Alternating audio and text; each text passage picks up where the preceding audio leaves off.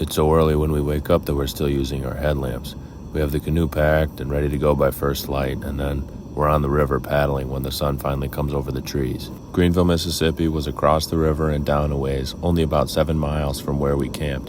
And with the current as strong as it is, and us being fresh paddling in the morning, we would make that distance in about 1 hour. Last night I walked around the beach until I found a place that had cell service, and then we made an order at the grocery store to be delivered to us in the park in Greenville. The place was built up and well maintained. Once we got over all the jagged rocks and ground thorns to get to the surface, we had no more obstacles. Except these ants. These are the guys that keep biting us. The street address for the delivery got all jacked up and we had to go walk to get the groceries. Mowgli put on his backpack and we started heading for the place where we thought the groceries would be sent. We tried getting a ride with this man in his pickup truck to where we were trying to go.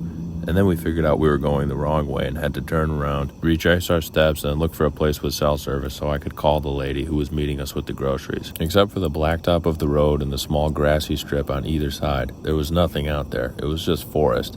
After unloading all the groceries out the back of her car and setting them on the ground, she said, "So where do y'all live?" We told her about the canoe, and then she asked if we wanted to ride to the canoe, so we loaded everything back into the car, and she started driving with a rather heavy foot. The road was going to curve to the right, but her car was going to go straight, and Mowgli said, and just before she was about to launch us off the road, she jerked the wheel to the right and said, "Oh, I'm sorry about that." Part of the grocery order was a watermelon, which I was holding on to because of the way she was driving. I then had a brief moment of clarity where I wondered how my life had become so strange, how I had ended up in a Japanese automobile in the state of Mississippi behind a woman who I didn't know driving the car, was rather large and in charge, couldn't be told to stay on the road, and for some reason I was barefoot and cradling a watermelon.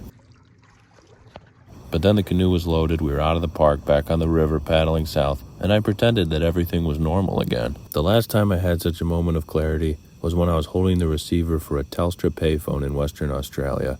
I was trying to remember all the digits for the Mormon missionary's telephone number so that I could call him and ask for the coordinates of the basketball court he said I could set my tent up behind. Every decision I've made in my life has led me to this, I thought, as I held the receiver up to my ear and waited for him to answer.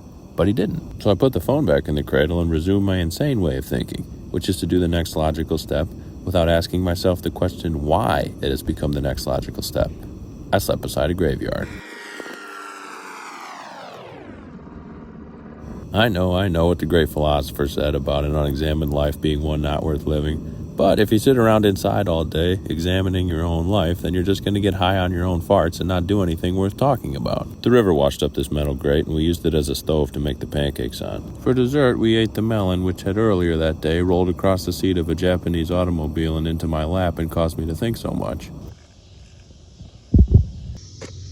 We never make many miles on days like these where we have to go organize a resupply. But if our recent progress is any indication of how we'll do in the days to come, we have less than 2 weeks left out here, which if I keep my fingers crossed and knock on wood, we'll be off the river before it freezes. That's what's been really great about these 100+ degree days.